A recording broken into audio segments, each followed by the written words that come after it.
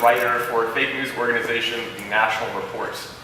Some of Paul's articles include claims that former President Barack Obama had banned the national anthem at sports events, and he's published articles about famous artist Banksy being reported and his identity being confirmed. So as you can see, this is how many fake news organizations make the money, is through ads, and money is really the motivating factor for most news organizations making their content.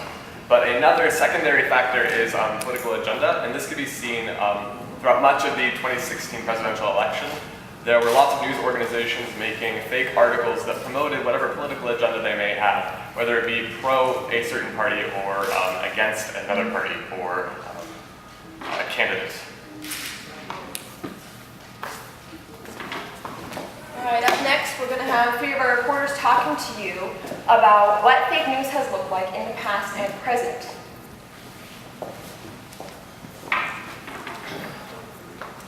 Hi. So to really understand the damage of fake news, we should take a look at what the real news does, what its role is. Historically, news keeps power in check, because when you create an informed populace, then the people can keep the people in power to their word. In fact, this had, the founding fathers were well aware of this, and Thomas Jefferson said, "Were it left to me to decide whether we should have a government without newspapers or newspapers without a government, I should not hesitate a moment to prefer the latter."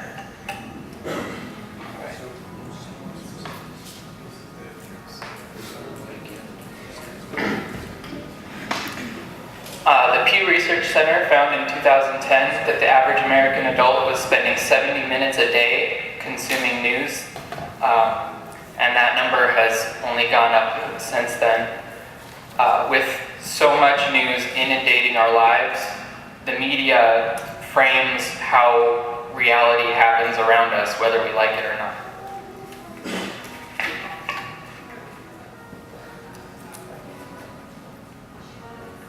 So I want you to turn to the rest of the people in your table and spend a couple minutes discussing when the news has shaped how you experienced an event or situation, and whether or not you consume more news now than you have in the past. So we know what fake news is, but where did it come from? In 1782, Ben Franklin submitted phony articles supposedly written by a reporter for the Boston Independent Chronicle. Truth is that he wrote them, and they contained accounts of Indians scalping hundreds of British colonists and sent them in bulk to the Governor of Canada. The intent was to turn British citizens against King George III, though the story wasn't as popular in Britain as it was in the colonies. 2 newspapers took on the story in Britain, while dozens took it on in the colonies.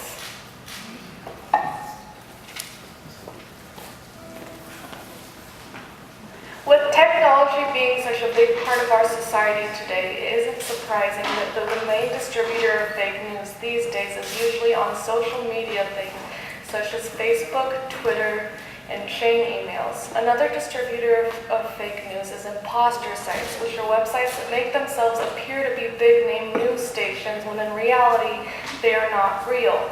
This, for example, is CNN News, but the N at the end of the CNN is it's saying it is news when that is not the actual CNN website. There are also recurring hoaxes. These often pop up on Facebook and other social media. Like recently, there's been 15 Days of Darkness. It showed up around 2015. It's been going around for a while, and it will pop up. There are many hoaxes that will recur on the internet, and people will share them around. All right, everyone, please just relax. Take a couple minutes to talk about fake news that you've seen that you think is utterly ridiculous, or just whatever you'd like. We'll reconvene back here in about 4 or 5 minutes. Thank you. So we've heard about the definition of fake news and how people benefit off of fake news with money.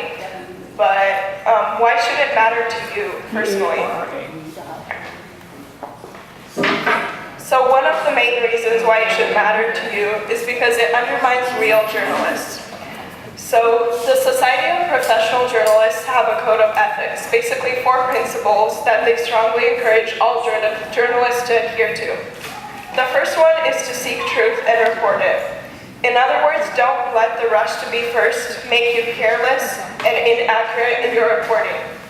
Second of all, we must minimize harm. So we must be sensitive to sources and treat them as regular human beings, because they are, and give them the respect that they deserve. And then third, we must act independently.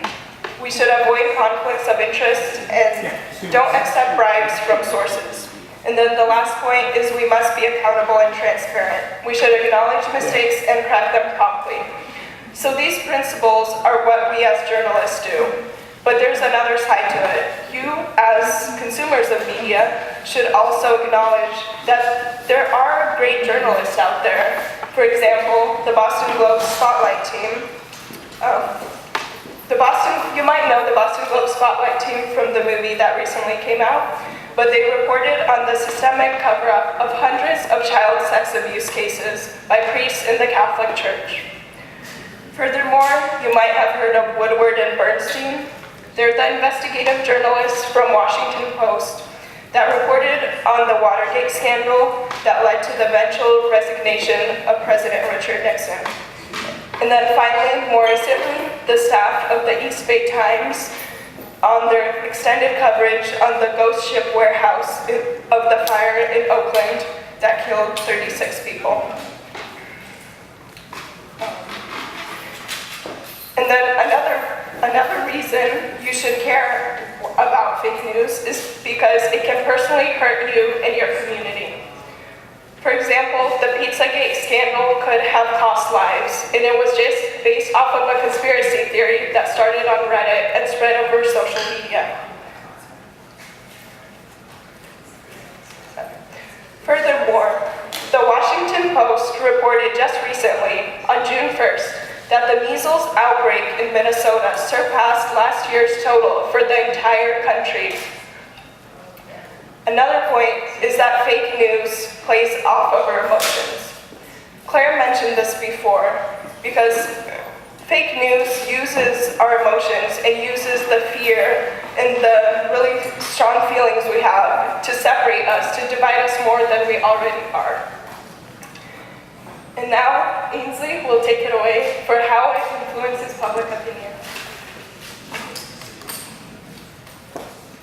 So, news nowadays is filled with so many alternative versions that it's making it really unclear to the public and to the audiences that read it what's true and what's not true.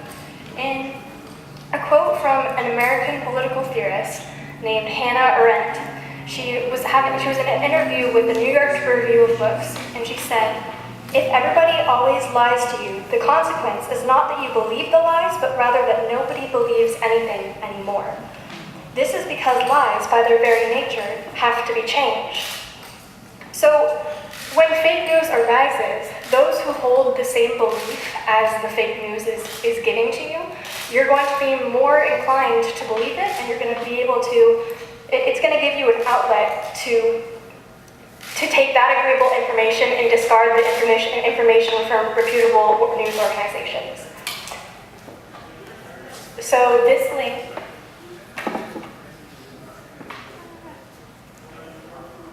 is an example of a fake news site about World War III being literally 3 days away. So this obviously plays into everybody's emotions about fear for either the presidency or fear of people and hate, and because of this, it leaves people questioning the valid sources that would report against this. So the reasoning to continue holding the false opinions that people have in their heads based upon news articles like this, it gives them more of a reason to question whether or not the articles given by actual news organizations are valid. And as you can see here, there's also a lot of pop-ups on fake news websites, which you'll hear more about later.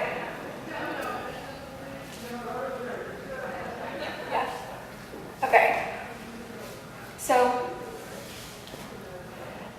Trump, during the election process, made a tweet about quoting CNN for the voting machines that were stopped working over a country, which is what Trump said, but really it was only over a county. So here is a video from CNN correcting President Trump's claim.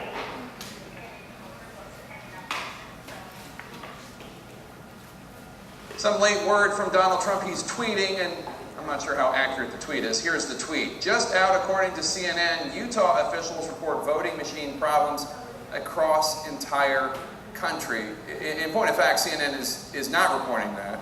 The problem is problems across the county, a county, not the country, as Mr. Trump tweeted. It's a difference of an R, but kind of an important one.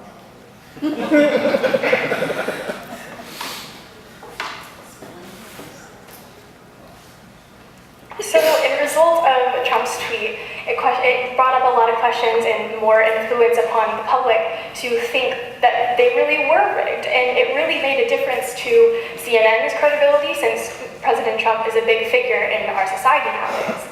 So, aside from that, it can really render us victims to our own emotions, and it really does play with our own beliefs. So from there, here's recognizing and avoiding fake news. Before we begin that though, I'd like to just quick raise of hands. Does everybody know what the Pizzagate scandal was? Okay, we've got a couple people. Anybody else who doesn't know what the Pizzagate scandal was? Okay, I'm just going to explain it really quickly because I didn't know what it was when I first heard of it. There was a rumor started by the conservative side that the left wing was hosting a human trafficking ring up of overhead of a pizza factory. A man heard this, came in there with a gun, fired some shots. Nobody was harmed, but that was an example of the kind of things that can come from fake news. So now that we get that out of the way, I'd like to introduce our managing editor, Sandra Masak, who will talk to you about how to recognize and avoid fake news. Alright. Hi guys, can you hear me? Okay, sweet. So the first slide I'm going to show you guys is what I call the fake news checklist. So also on the bookmark that was handed out, you guys have this written on there. So one of the first steps you want to do is when either you're following a link that someone shared on Facebook or on Twitter, or it's from a site you haven't seen before, you want to look at the source. Is it a source you recognize? Also, is it credible? One of the ways you'll notice this is by the website design. Fake news websites usually have headlines in all caps, bright red letters, just strong colors that have strong contrast to get your attention. Another way is to check the domain. So fake news websites will also have .co at the end, for example. That's usually a sign of an imposter site. So also check the About and Contact Us pages. On a fake news website, these pages will usually be blank, or there isn't anything way to track back to the source. Basically, there's nothing holding that website up. Also check hyperlinks in the story. They might not lead it to anywhere. Also, if you're reading the story and something sounds crazy as you're reading through the story, verify it through a credible source. Because sometimes fake news websites will include factual information to make it, sound more true, but really the rest of the story, there's no substantial evidence to hold it up.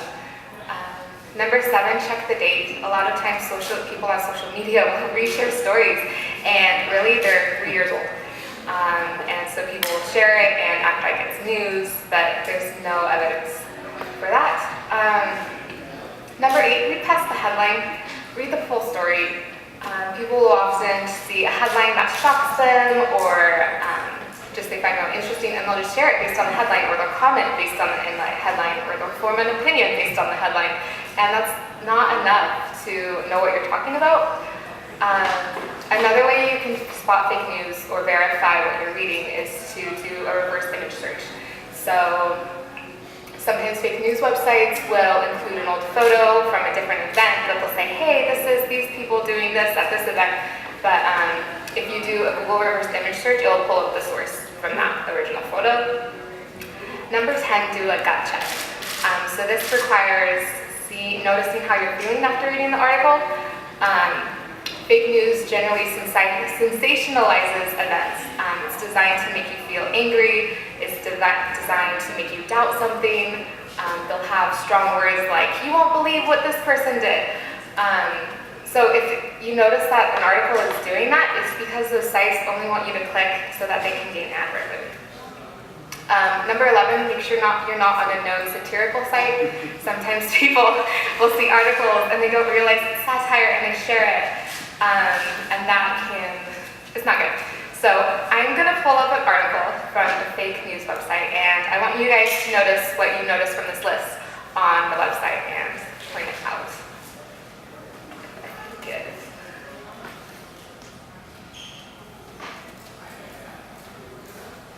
Do I have to exit? There we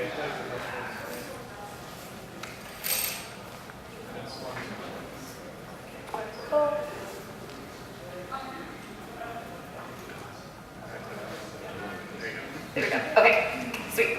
So what do you guys notice on this webpage?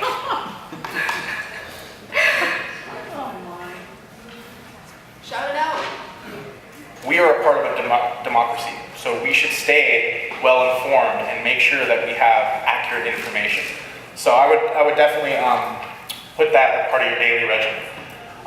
And here is a picture of Snopes.com actually talking about that article that Sandra was talking about earlier, where they're saying they're giving it a false, which this is how it'll look like when you actually go on the sites. They'll tell you when it's like a false thing, and they'll tell you why it was false. And they'll give you as much accurate information as they could possibly give you to explain what actually was happening in the situation or where the picture was from.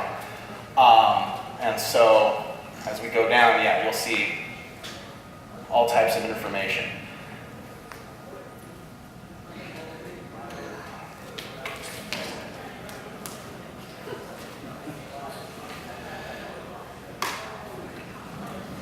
All right, and next we're going to talk about headlines. Now, a lot of ways people get their information is that you'll be scrolling through Facebook, and all of a sudden you'll see a headline, and you'll share it. And that may not be the best thing to do. I would actually go and investigate it, click on the article, and check it out. Because if you see right here, it says CNN reported that Ebola in the air is a nightmare that could happen. That's a slightly misleading headline. Now, everything in the article is factually correct, but when you actually click on the article, it's discussing how it's a slight possibility that Ebola could become an airborne virus, but that the chances of it being an airborne virus are slim to none. So it's a little bit misleading of a headline. And so I would definitely make sure that as you're perusing through your social media, through all the different things that you may get your daily news from, just keep an open mind about it. Keep that in mind that not every headline that you see is going to be correct or is going to be right on the money. But other than that, yeah.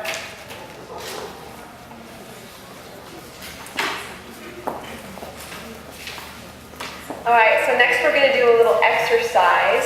You're going to see this blank diagram in little papers on your table. Now what we want you to do is I'm going to provide you with a list of common or maybe recognizable news sites. And towards the left, you're going to categorize news sites that might lean more left or more biased. And to the right, you're going to want to categorize to what you think the news sites might be slanted to the right. And in the middle is going to be a good mix of a nonpartisan news source. And then also you want to pay attention to on the left side, there's going to be up at the top, it's more complex. And down at the bottom, it's going to be just clickbait or basically news trash. You might not want to read it. So I'm going to provide you with a list of news sites here. Now, just take 10 minutes and discuss with other people who might have heard of some sites that you haven't. Confer with people at your table and put these news sites according to what you think on the diagrams, and then we'll talk about it later. So I'll set the timer for 10 minutes, and just feel free to talk about that. Thanks. I did answer your question. No, you did not. You did Yes, not I answer did. the question of why the president asked the White House press secretary to come out in front of the podium for the first time and utter a falsehood. Why did he do that? It undermines the credibility of the entire White House press office No, it on day doesn't. one. Don't be so overly dramatic about it, Chuck. You're saying it's a falsehood, and they're giving Sean Spicer, our press secretary, gave alternative facts.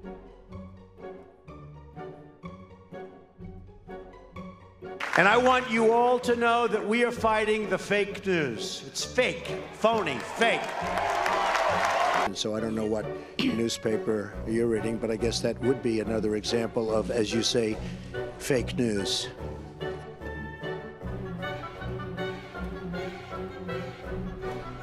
Last week, the New York Times editorial board quoted you as saying that you would impose up to a 45% tariff on Chinese goods. That's wrong.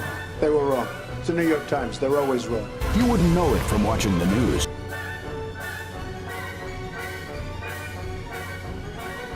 Since you are attacking our news organization, can you give us a chance? Your organization, You are attacking our news organization. Your organization, Can you give us a chance Let's to go. ask a question, sir? Go ahead. Sir, can Quiet. you state... Quiet.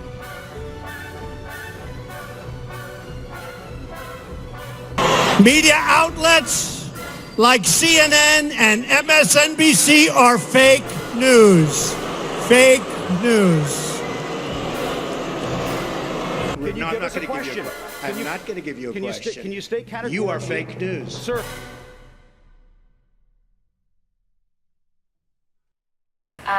One of the things that happens as a media consumer is this phenomenon called confirmation bias.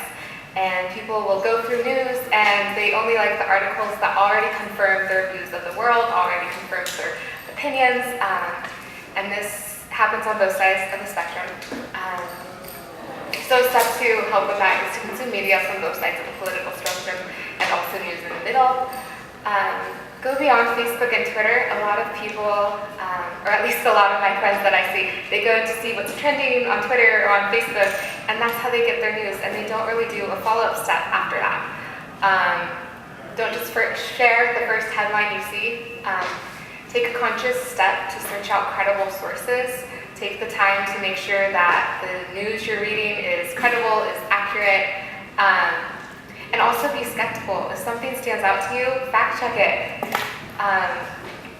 Read a variety of news publications, also support local news organizations. This way, when you're funding their business, then you're encouraging them to subscribe to standards of journalism. If you support journalists that have standards, then that's what you'll begin to see a return on that.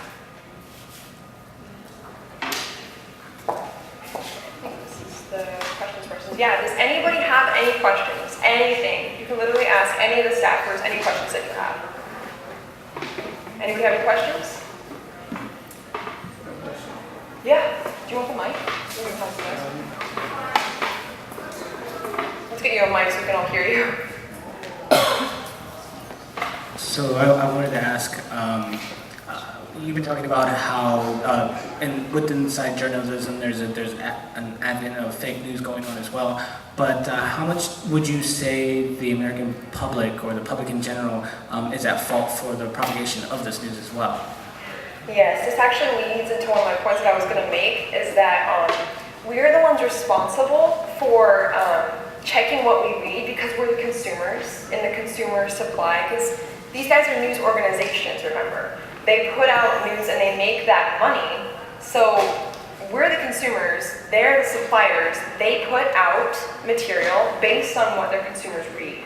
So because we have that power to choose what we read and therefore in a way influence what's coming out, it is on us in a way that we believe what we want to regardless of the signs. I know when I see a fake news article that agrees with my confirmation bias, I want to believe it, and I kind of suppress those signs, like, oh, it kind of looks sketchy. That's okay, it might be true, you know, so stuff like that.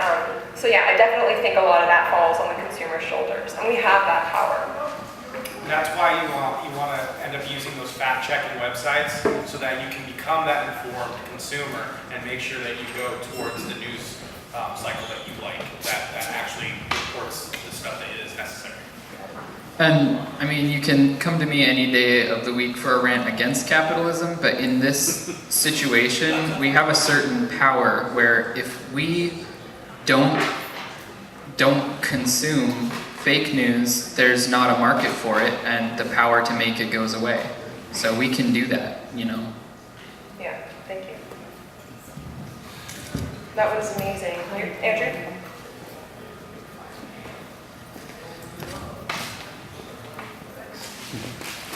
Now, the Indy is right. I am a victim of fake news, and I did want to get the Indy's comment on most recent issue or fake news where CNN staged a pro-Muslim protest. I wanted to get the Indy's comment on that. Okay, I know I haven't read about that. Have any of you guys read up on that? No? Nobody? Does anybody in Were you the ever, room I'm not know trying about that? to, did we verify a source? And again, I'm not trying to put you on the spot, was it? Because I saw that. It was a CNN employee who filmed it. Okay. Yes. Okay. And then we posted it to Twitter. Yeah, okay. Yeah. Because I saw that it came from, at least, I saw the chain and it came from Milo Yiannopoulos' Facebook page. I mean, that's where, the version I saw of it, yes.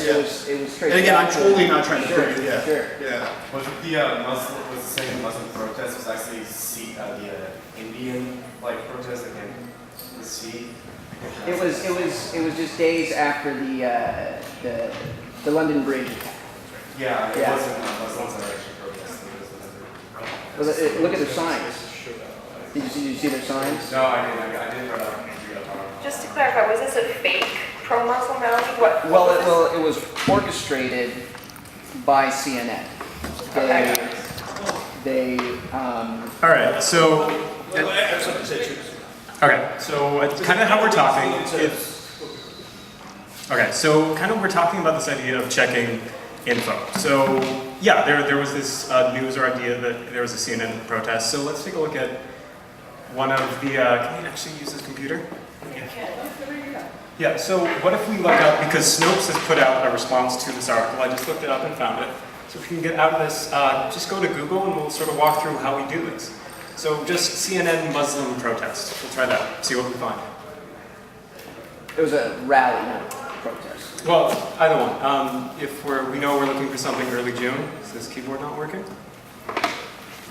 Huh. Sorry. Oh, it's up there. Okay. There it is. CNN, what was it? We're just looking for keywords, so it's just something with the word CNN, Muslim, or protest or rally, either one. There. Yeah. Yep, there we go. Or not banned, we're looking for. This keyboard is not working very well. Muslim. We'll try that. All right, so fact check. First thing and it's from Snopes. Let's go ahead and take a look at it. All right, so Snopes, we'll just scroll down, and so how Snopes sort of works is it says whatever issue it is that they're talking about, and then they have their ruling, which is that false right there, and then we say, okay, so on 4th of July, 2017, the day after 7 people were killed in an attack in London, subsequently claimed, so a video published, could you go up a bit? Do you want to click? Well, up. All right, we're reading what Snopes is saying. Just scroll up. There we go. So a video published to YouTube by Twitter user Mark Antro on 4th of June 2017 was a primary source for the rumor. So this is how fact-checking sites work. They take a look at a rumor, a news story that's going around, and they say, okay, where did this start? And is it credible? So right now it's credited by Snopes to a user on Twitter. So yeah, stories might grow, but they often just start like this. Something on Twitter, something on a forum, just something small, video, whatever, that then grows and gets picked up by larger sites. So this is a really recent example of a story that can end up sort of seeming like it's real to a lot of people can look at this and go, oh, CNN did this. But where it first showed up was a guy named Mark on Twitter, who we don't know anything about. So this is what fake news looks like. It happens all the time. I mean, this was just a couple of days ago. That was my speaking. No, I just thought that was a good we're good. I just thought that would also was a good segue too to talk about news sources. And I'm curious. Me and Jim were talking about what's everybody's news source? I mean, anybody? I know you had talked about MSNBC. I mean, were there any news sources that you read up on that diagram? I like Fox. I'm definitely conservative. I understand there's bias in Fox. So I think if I'm not on both sides of the spectrum, there's really no happy medium. So that's just me. I like Fox better. Thanks, I got reading Fox. What else do you guys get your news from? BBC. ABC? No, Okay. BBC. BBC. Okay. And why is that? If you don't mind. And again, we're not trying to put anybody on the spot. I just feel like that they're more, I guess there's less bias, in my opinion, so. I feel like it's a pretty nice place to be. Yeah, I feel like it's nonpartisan? yeah, I don't know what, balanced, so that's a good word, that's what I was looking for, actually. It's more of an outside looking in perspective. Yeah. It's what Yeah. they see about us instead of what we see about each other. Yeah. And I think that's it. Definitely. Outside source reporting. Thank you, guys. Anybody else? I generally, my tiering of the sources that I prefer is last and least. I prefer TV because they generally are under a lot more time crunch. They have less time to tell the story. So if I'm looking for a news McNugget, I might go with TV. And then after that, I would go with radio. And then after that, if I want the most in-depth coverage that usually has the most time to tell the story right, print. Yeah. Are there any specific sources that you like to draw from? I think most of them have been listed. I do like the wire services like Associated Press and Reuters because they have an international presence. They're not beholden to any one location or any one, they're still a business, but they're such a big, broad, kind of diluted business that I think the wire services tend to be a little bit less political as organizations. I'd be perfectly happy to be proven wrong about that, but. Thank you. That's a really good point. Yeah. A lot of the examples that were put up in the presentation as well were more political oriented. What about, are there any resources that you'd be able to suggest as far as within the scientific or medical community? Because I know there are also fake news articles in those realms as well. Yeah. Okay, so one of the easiest targets within this realm is politics, because if you think about it, people who make fake news, how are they going to appeal to the most people? It's politics, because if you think about it, a lesser portion of people is going to be reading medical or scientific, and I like medical and science articles too, but a greater portion of the population will be reading politics, and that's the easiest way to prey on those passions. I mainly started reading it because I wanted to start reading the news, and their reputation was they were very well respected, so I chose them because of the reputation. I kept reading them because I liked them.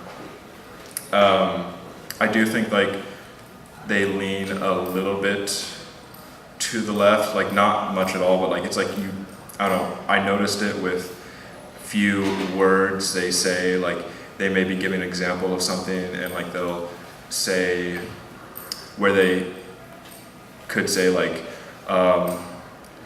atrocious, they may say recommendable, they may say they'll say it with, they'll come across it in very specific words or very specific, where they could say atrocious, they may say very recommendable or very good or whatever they say.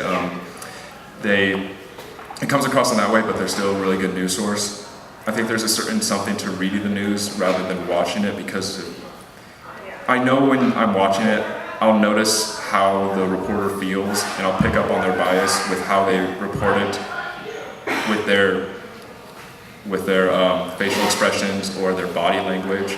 It's very easy to fall into the bias of the reporter on the news when you're watching them. Yeah. But if you're reading it, Yeah. I think it's a lot easier to form your own opinion. And You get that think, in-person connection.